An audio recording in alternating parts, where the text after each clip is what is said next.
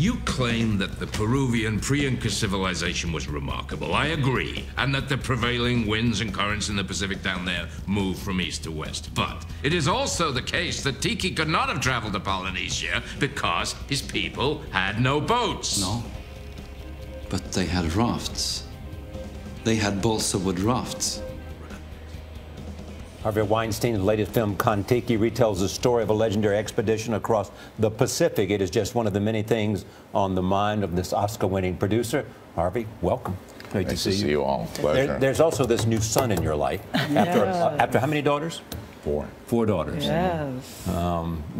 If it was the major leagues, I'd be batting 200. 1 for 5. And you decided on the name Dashiell. Yeah. What happened was when on the first date that I took my wife out, you know, and I think she's really pretty. She is. By the way. Okay, all right, okay, Gal will confirm that. I will. So she walks into the restaurant, you know, and she trips and falls and just right on her butt. And I go, first, there is a God. I mean, because that evened the playing field right away. And secondly, I said to her, that was the opening scene when Myrna Loy walked into William Powell in The Thin Man. That's the first thing that happens. You meet Nora Charles. She's walking her dog Astor. She's got a couple of bags. She does a somersault almost, falls right on her butt. And I said, Georgina, meet Dashiell Hammett, and she read The Thin Man. Yeah, and then when we had a boy, it was a chance. You could have gone with Tyrone Weinstein. You know, he'd be the only Tyrone Weinstein, I would bet, in the country. But I know we're going to talk about your movie, Harvey, but I'm curious, as Charlie said, you have 4 girls. Yep. When you had the boy, did you say, oh, finally? You would have been happy with another girl, I know. But are you the kind of dad that really wanted a son? Gal, I am so tired of going to Forever 21 and Abercrombie. I hope they're not sponsors. On Sundays, I wake up and I go, the game's on. And they go, at the mall. You're driving us to the mall. And then they say, Dad, park 3 miles. And we don't want to be seen with you. And meet us at the pizza store 4 miles over here, whatever, because we're embarrassed of you. And you're annoying. I used to do that with my dad, too. I say, drop me off a couple blocks down. I'm glad it happens to Harvey Weinstein, too. Oh, it happens. Are you kidding? When I wake up in the morning with 4 girls, I lose every battle. I'm just happy to go to work where they agree with me. I don't care if I have to pay them to agree with me. It's just losing every morning is horrendous. Turn to the movies. Django Unchained. What happened in China so that they shut you down? There were some scenes in the film that the Chinese, you know, didn't feel were cultural. Were they about sex or violence or politics? Combination, you know, I mean, no politics, combination, and you know, we made some cuts in the movie, you know, to you know, accommodate them, and I believe the movie will be up and running pretty soon.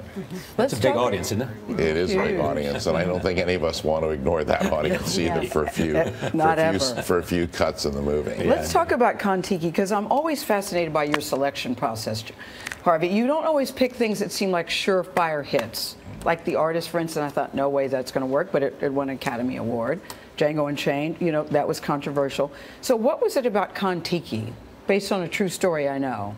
Well, when you see me, Gal, I'm the one who has to champion the lost causes of the company. Yes. We have movies with Julia Roberts and Meryl and your pal Oprah and, you know, and Mandela's movie, whatever. You'll never see me for those. You'll have The Artist, the acts.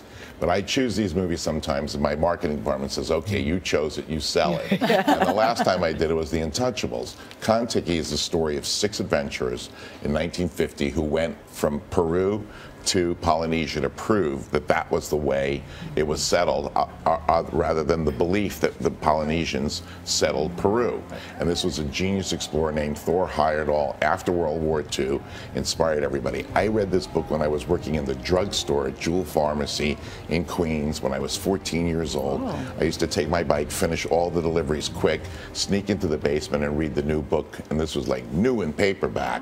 And I sat there and read Thor Heyerdahl. My dad read it, and it's a father-son book. I spoke to President Clinton last week, and his grandmother gave it to him. It's a whole chain, this story. It's a great action adventure And who movie. would ever believe that Life of Pi did as well as it did? You know, Charlie, that's the movie that I think is closest for an audience understanding what this is. More true life adventure, but that kind of thing. Sharks, attacks, and Thor can't swim. That's another little swim, right. I couldn't believe it in the movie. He cannot swim. Yeah, it's you know, I'm really proud of the movie. Really proud of the movie. So that's why I'm here. Looking forward to seeing it. Yeah.